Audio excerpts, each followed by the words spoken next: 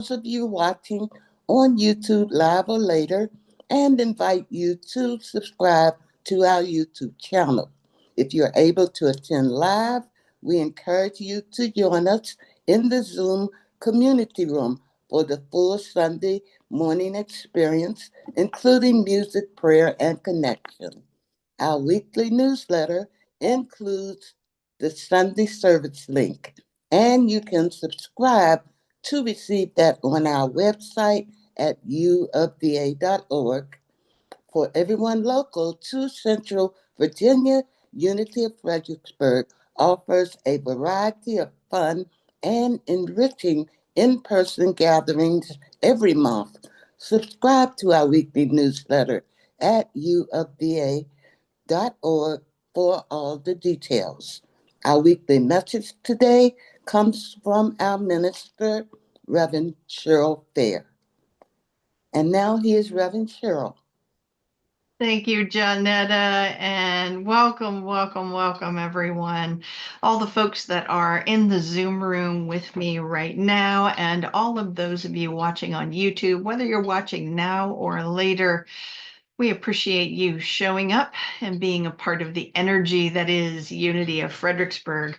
Our broadcast date today is May the 4th, 2025. The beginning of May is very busy with lots of fun things. Did you know that May the 1st, which is also known as May Day, is the halfway point between the spring equinox and the summer solstice? So in those terms, we're literally right halfway through spring, halfway on our way to summer.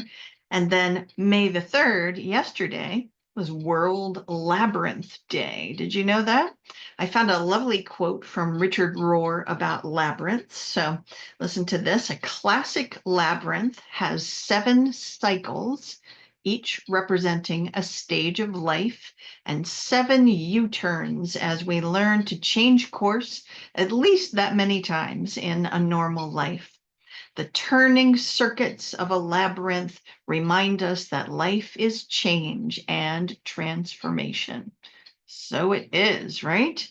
And then today is May the 4th, known by many people as Star Wars Day, because fans of Star Wars will say, May the 4th be with you, which is a pun on one of the lines from the first movie when Obi-Wan Kenobi says to Luke Skywalker, May the Force be with you.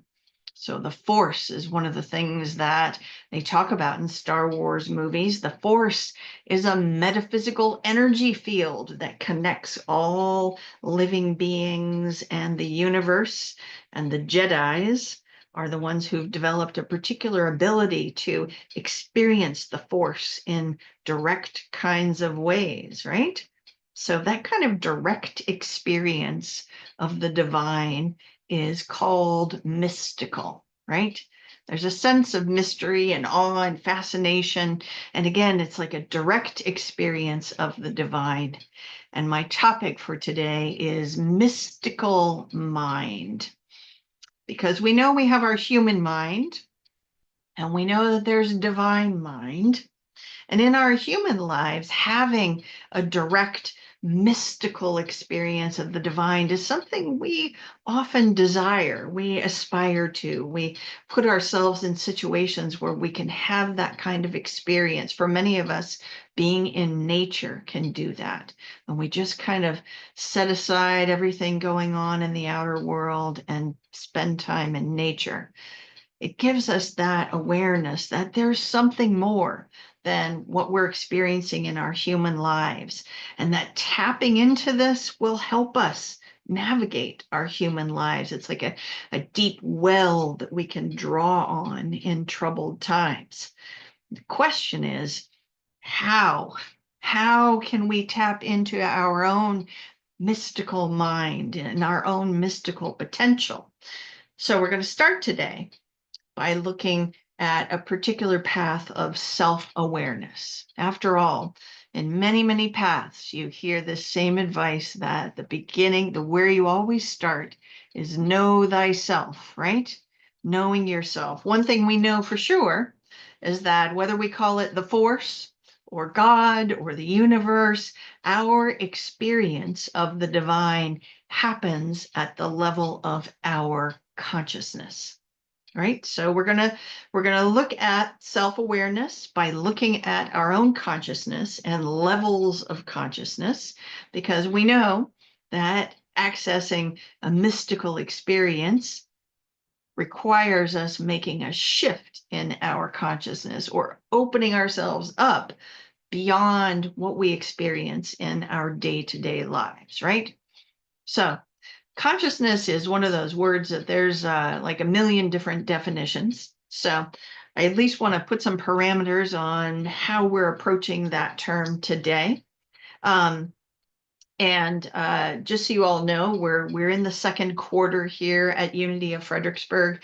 Our first quarter, we were really focused on social issues, social justice issues, and we were using the season of nonviolence for that. And now in the second quarter, we're really diving into talking about what is the nature of God, or the divine, and the nature of humanity, and how do we kind of connect the two when we know we have both fully in ourselves.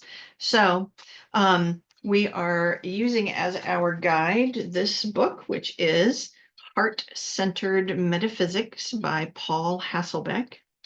And in that book, we define consciousness as being composed of our thoughts and feelings and beliefs and attitudes.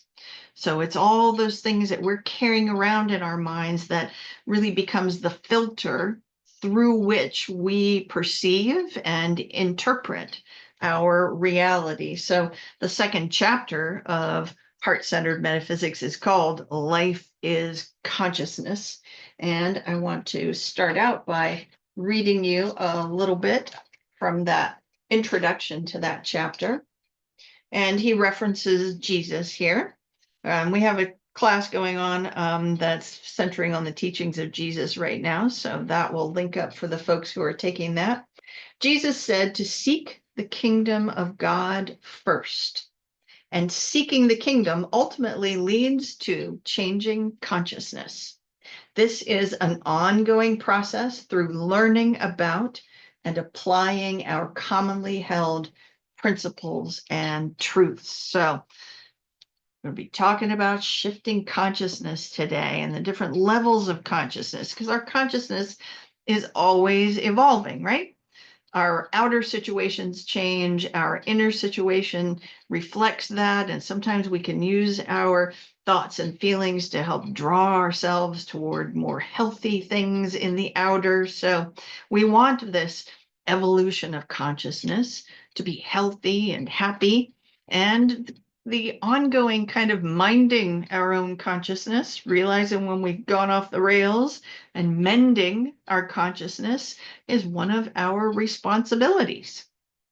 So here's another quote from Heart-Centered Metaphysics.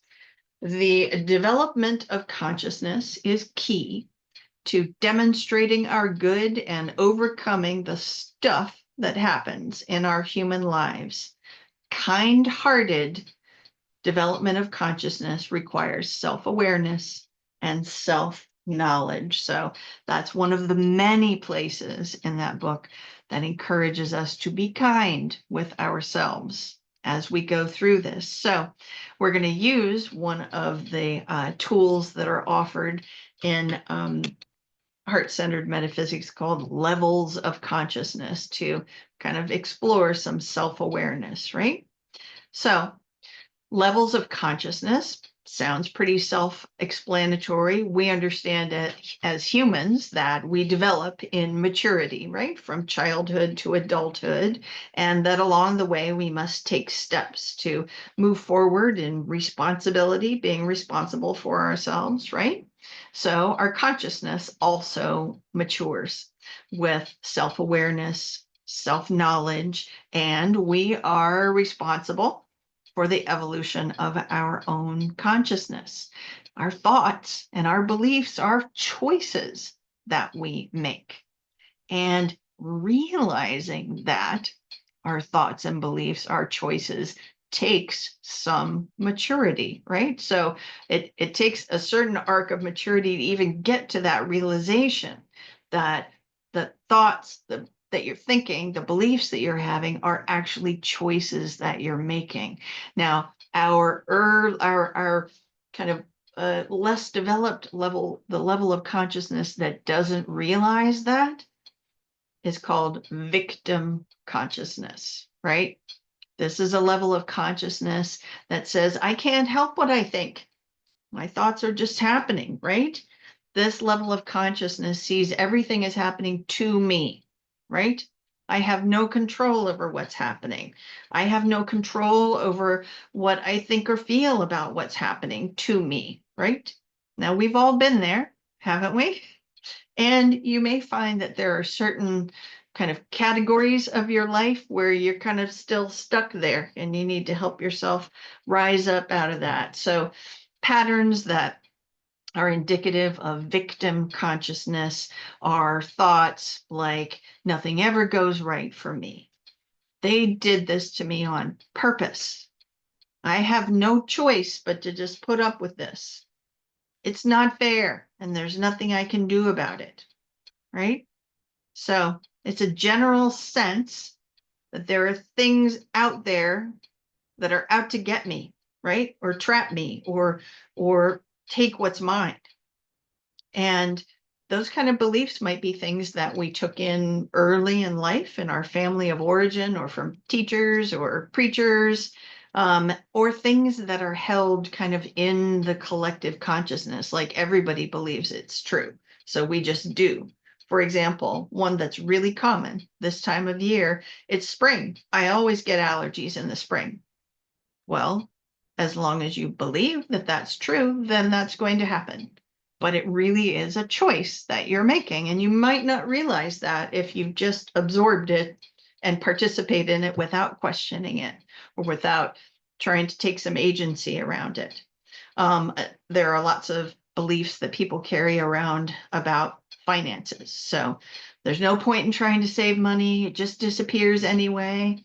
That could be a belief that you take on in your family of origin, and you're just carrying it around, and you don't realize it. And these kinds of victim consciousness beliefs can also be something that we learned in traditional church atmospheres, where we learn that we have no control because there's a God out there that has control and that has a plan and that can give things or take things away.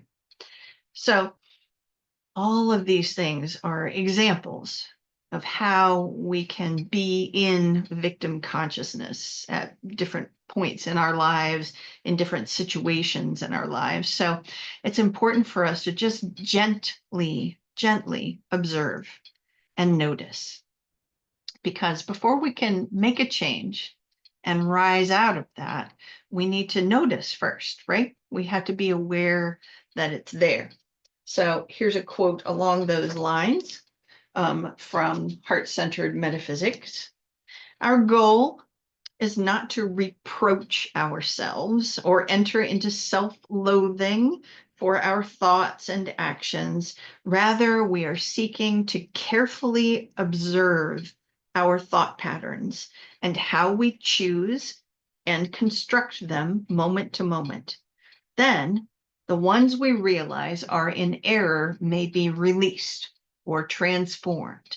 We want to remember that an important part of self-knowledge is self-acceptance. So be gentle with yourselves, my friends. So let's use this tool that was just mentioned about releasing things that are no longer serving us. So in Unity, we use this pattern of negating or denying and releasing and affirming. So let us negate. Let's do a negation, a release right now. All right, so I'll say it once. You can repeat it with me. I give no power to thoughts and feelings of being a victim. Say it with me. I give no power to thoughts and feelings of being a victim. Then we follow that up with an affirmation.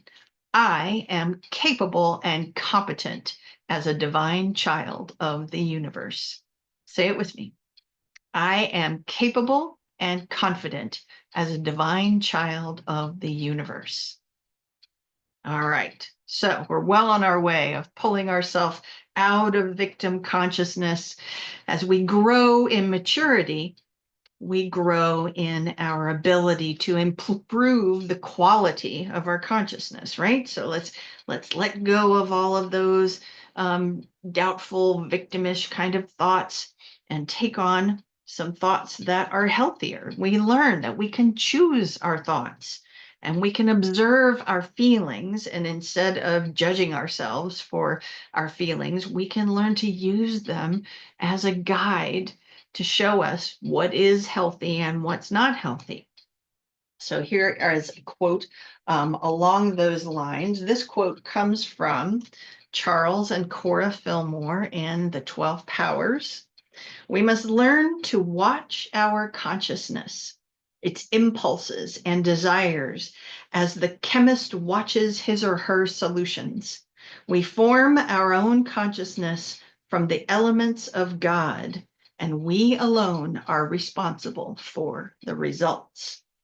It's a good reminder that all the goodness that is God is out there available to us, and we can draw upon it to build our consciousness as we wish. So, as we move into that level of evolution of consciousness, we move into a level that's called victor consciousness, right? So, we're rising out of victim, we're moving into victor consciousness. And this is a very familiar level of consciousness to us because it's highly prevalent in our culture, in American culture specifically, and it shows up with our value of achievement, right? Of getting better, doing better. And when I'm in victor consciousness, I realize that some of my experiences are controlled by me. So I can say things like, I have the power to create change. I take responsibility for my choices. I trust myself to make decisions. I have the ability to ... You fill in the blank, whatever works for you. Now, this all sounds good. We know, however, that you can always have too much of a good thing. And it's important for us to realize that in the shadow of victor consciousness, victim consciousness can still be hanging around, because wherever there's a winner, then there's also a loser. And we're kind of still in that realm of duality, winner, loser, that kind of thing. Very often, victor consciousness can be misused, mishandled, because it can be very driven by self-interest, and it can overlook the needs of others. It can also overfunction and overdo. So we might be, overdoing in our lives. And it can include a lot of pressure to feel like we need to succeed. So again, we want to observe, we want to give ourselves grace around where we are with all of that. Here's a release that we can use as we're working with victor consciousness. Again, I'll say it and you can repeat it after me. And then there's a recording if you want to go back and see it again, right? I give no power to the belief that I have to handle things all by myself. Say that with me. I give no power to the belief that I have to handle things all by myself. And here's an affirmation to follow up.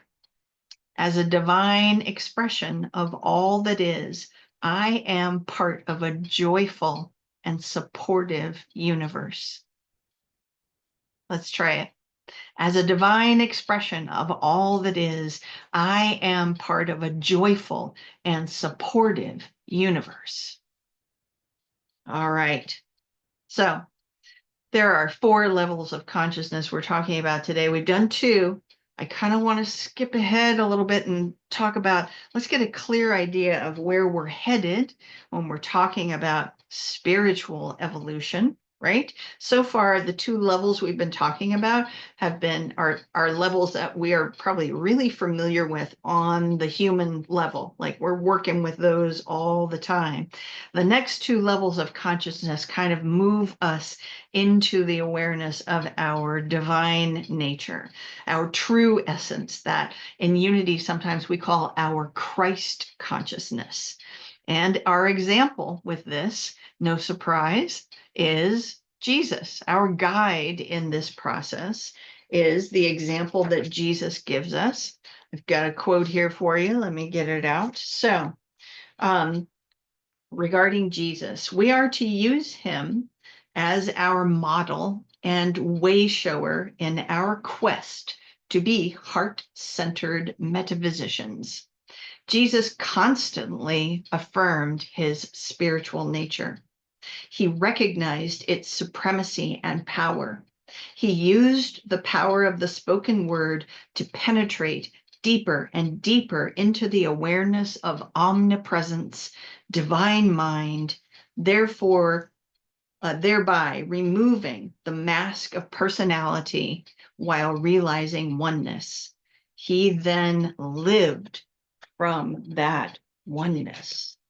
So, as we develop our awareness of the divine, we might find ourselves moving beyond feeling driven by our own thinking.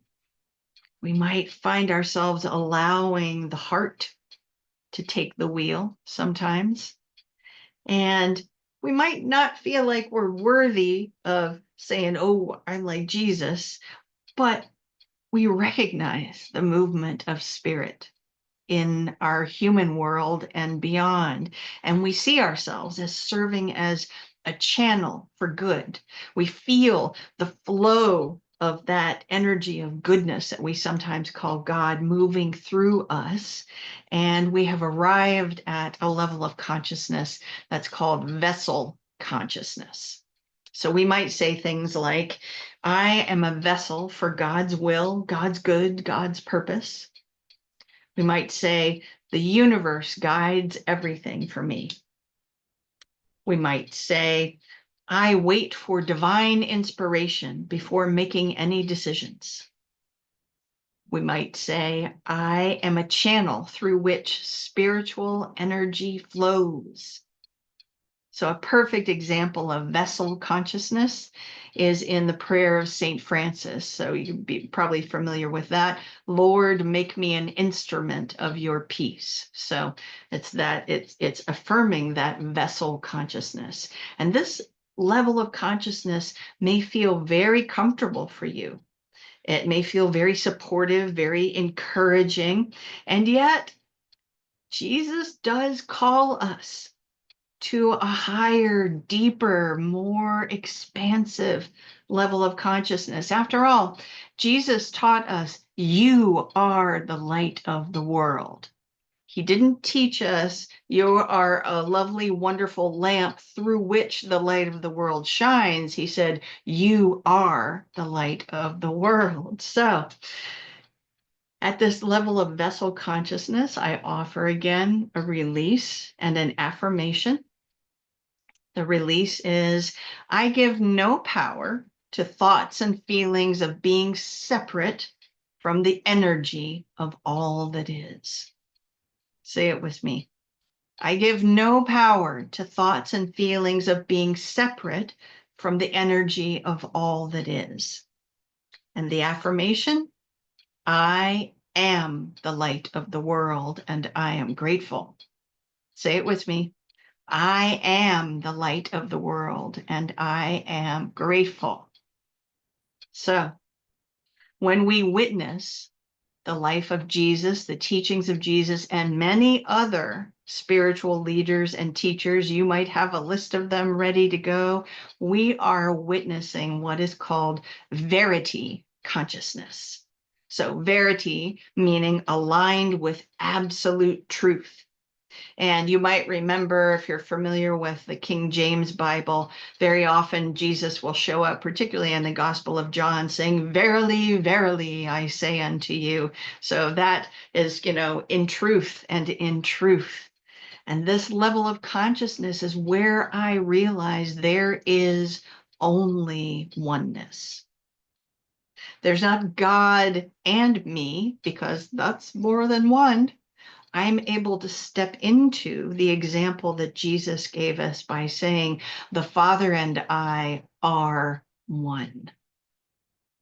I'm able to work with affirmations like, I am the flow. I am wholeness. I am divine order in expression. Now, this is a lofty goal to work towards, right? And Jesus knew this, right? When he taught about how, walking the way of truth, you have to go through the narrow gate. It's not easy. You can't just kind of go through the wide gate and whatever. We need to keep showing up, keep practicing. Think of and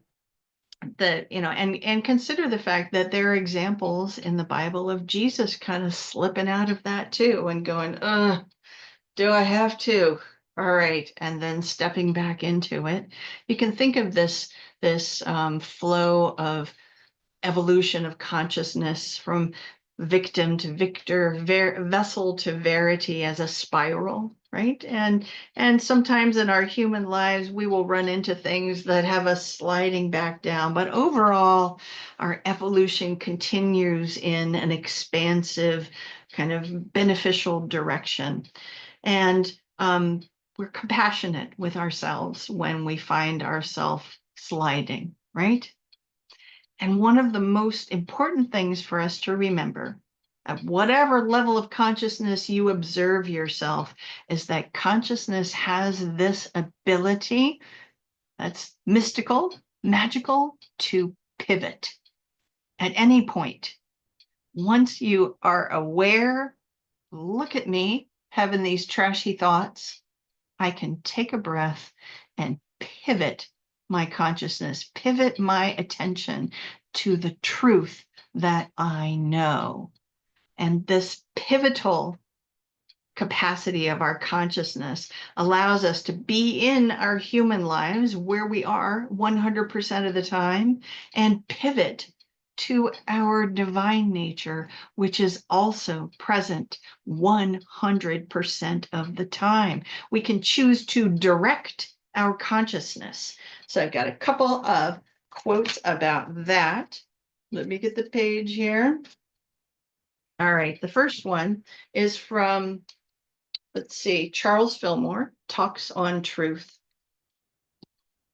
The conscious can look in two directions: to the outer world, where the thoughts that rise with it give sensation and feeling, which ultimate in a moving panorama visibility, or to the world within, whence all its life, power, and intelligence are derived. So it's like you have the capacity to key yourself on the outer world or the inner truth.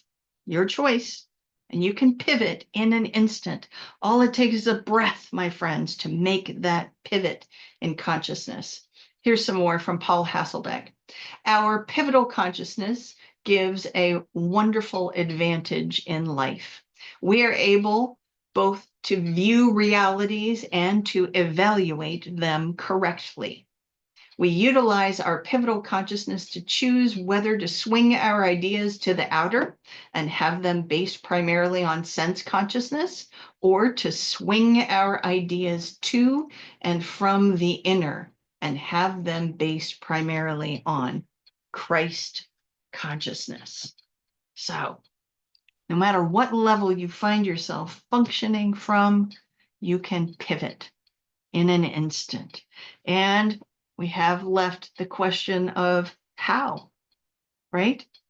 How do we encourage and guide ourselves through this ongoing process of spiritual development, where we recognize the debilitating effects of victim consciousness, where we encourage ourselves to rise into a sense of agency in victor consciousness, where we expand our awareness beyond this self-management into the essence of divine community with vessel consciousness and continuing to reach and realize verity consciousness.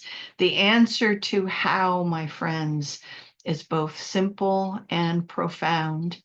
And we talk about it almost every week. And that is persistent and faithful time spent in prayer, and more importantly, even than prayer, meditation. Time spent in the stillness, in the silence, opening our consciousness up to the one presence and one power. That's how we do it. So we're going to practice together right here, right now, as we move into our time of meditation. So I invite you to take a couple of deep breaths with me. And just feel the breath moving in and out of the body. If you wish, you can allow your outer eyes to drift closed or just soften your eyes. And let's focus on expanding our awareness of the one presence and one power, sometimes called the infinite field of potential. I always imagine an infinite field of universe, of stars and planets and galaxies, all available to us in consciousness, fully present all the time, all knowing, all powerful, and all of that existing right here, right now, within us.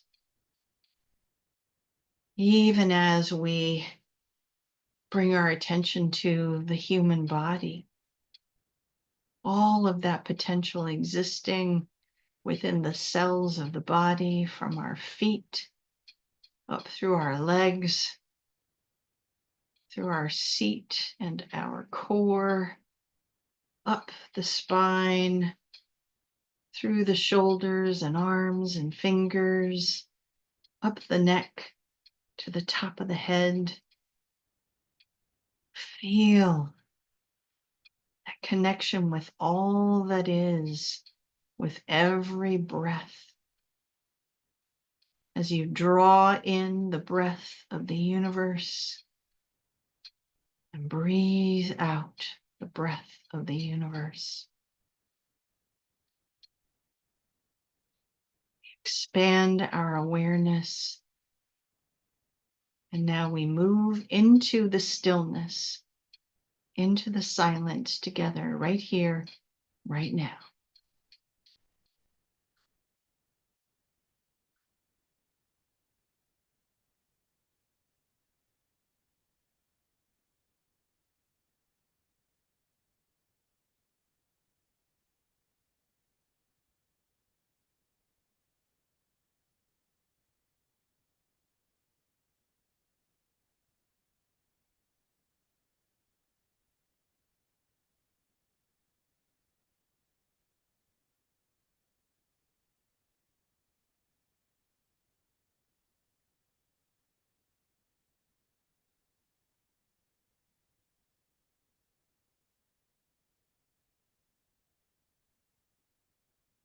And now we begin to bring our attention back to the here and now, remembering the teachings of Jesus as he advised us to go apart, go into a quiet space, close the door to the world, and be present with Source.